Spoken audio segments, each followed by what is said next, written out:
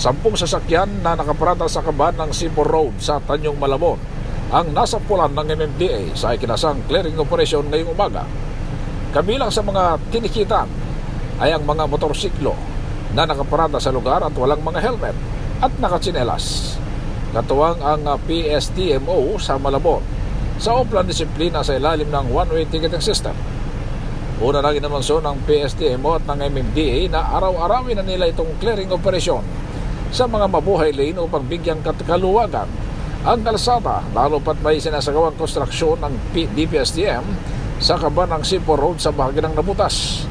Kasabay ng clearing operation sa naturang barangay at lugar, inilans din ng MMDA ang programang Bayanihan sa Barangay sa Tanyong Malabon na pinangunahan mismo ni MMDA Chairman Attorney Don Artes.